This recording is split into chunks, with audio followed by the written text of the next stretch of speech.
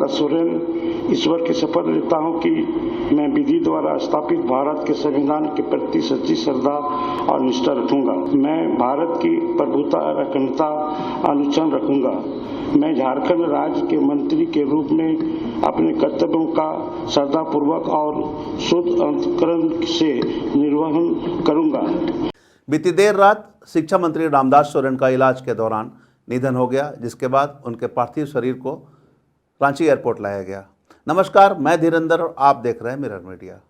शिक्षा मंत्री रामदास सोरेन का पार्थिव शरीर झारखंड विधानसभा ले जाया गया, जहां राज्यपाल संतोष गंगवार ने उन्हें श्रद्धांजलि दी। विधानसभा से पूर्व उनके पार्थिव शरीर को दिल्ली से रांची एयरपोर्ट लाया गया। एयरपोर्ट पर पूर्व मंत्री बादल पत्रलेख सहित तमाम जनप्रतिनिधि मौजूद रहे और उनके अंतिम दर्शन पाने को वो पहले से ही वहां खड़े थे, जिसके बाद एयरपोर्ट से पार्थिव शरीर को विधानसभा ले जाया गया। इस दौरान विधानसभा अध्यक्ष सहित अन्य जनप्रतिनिधियों ने उन्हें श्रद्धा सुमन अर्पित की। विधानसभा से उनके पार्थिव शरीर को जमशेदपुर ले जाया जाएगा, जहां पार्टी कार्यालय में अंतिम दर्शन के लिए रखा जाएगा और शाम में उनका अंतिम संस्कार जमशेदपुर के घोड़ा बांधा क्षेत्र के धुमा गांव में होगा। उनके निधन पर एक दिन का झारखंड में राजकीय शोक घोषित किया गया है। शुक्रवार की देर रात झारखंड के शिक्षा मंत्री रामदास सोरेन का अपोलो अस्पताल में इलाज के दौरान निधन हो गया था। वे 62 साल के थे।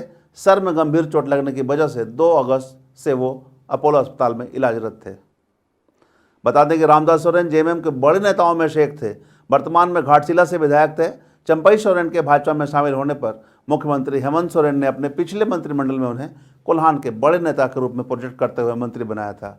2024 में भी उन्हें दोबारा मंत्री बनाया गया था। रामदास सोरेन का जन्म 1 जनवरी 1963 पूर्वी सिंहभूम जिले के घोड़ा बांधा गांव में एक साधारण किसान परिवार में हुआ था। राजनीति की शुरुआत उन्होंने घोड़ाबाद पंचायत के ग्राम प्रधान के रूप में की थी। पहली जीत 2009 में घाटशिला से वो विधायक बने थे। 2014 में बीजेपी उम्मीदवार लक्ष्मण टुडू से उन्हें हार का सामना करना पड़ा था, जबकि 2019 में उनकी पुनः वापसी हुई थी और दोबारा घाटशिला से उन्होंने जीत दर्ज की थी। 2024 के चुनाव में बीजेपी के बाबूलाल से उनकी टक्कर हुई थी, जिसे हराकर वो तीसरी बार जीत हासिल किए थे। बाबूलाल सोरेन चंपई सोरेन के बेटे थे।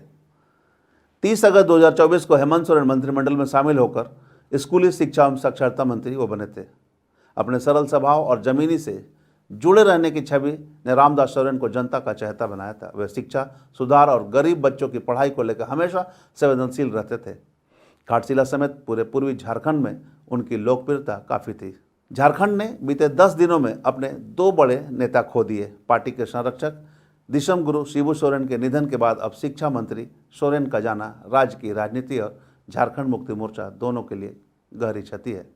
काफ़ी संख्या में जनप्रतिनिधि उनके अंतिम दर्शन को पहुंचे हैं, जहां जनप्रतिनिधियों ने काफ़ी दुख जताया। करीब 10 दिन पहले अस्पताल गया था तो माननीय जी को मिला भी था और वहां पर डॉक्टरों से बात की थी। अब वो वहां पर जानकारी आई कि इनका ब्रेन डेड हो गया था, इसलिए उन्होंने कहा था संभावना है बहुत कम है, पर हम उसको भी देखेंगे। अब इसके आगे कुछ नहीं कहा जा सकता है कि वास्तव में हमारी जानकारी में आया है कि ये हमारे पुराने सोरेन जी के अच्छे मित्रों में से थे और लगता है कि कुछ विधि का विधान है, कुछ कहा नहीं जा सकता है। तो अचानक ही जो इनके साथ दुर्घटना हुई है वो सब लोग उससे परिचित है। मैं इतना ही कह सकता हूँ कि दुखद है। भगवान आत्मा को शांति दे और एक अच्छे ढंग से परिवार चले। देखिए, आदरणीय रामदास सोरेन जी झारखंड अलग राज्य निर्माण के एक सिपाही भी थे और एक प्रखर आंदोलनकारी भी थे। बाद में विधायक बने और उनको हमारे राज्य के जो शिक्षा विभाग है उनको संभालने का मौका मिले और वो ठीक ठाक काम कर ही रहे थे, लेकिन ईश्वर को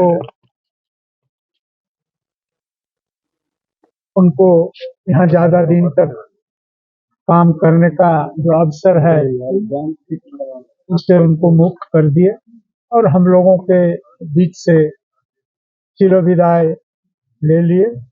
जैसे कि आप भी जानते हैं कि पिछले दिन विधानसभा के बाद घर पर गए थे और अचानक बाथरूम में गिर गए और उसी में ब्रेन हेमरेज हुआ।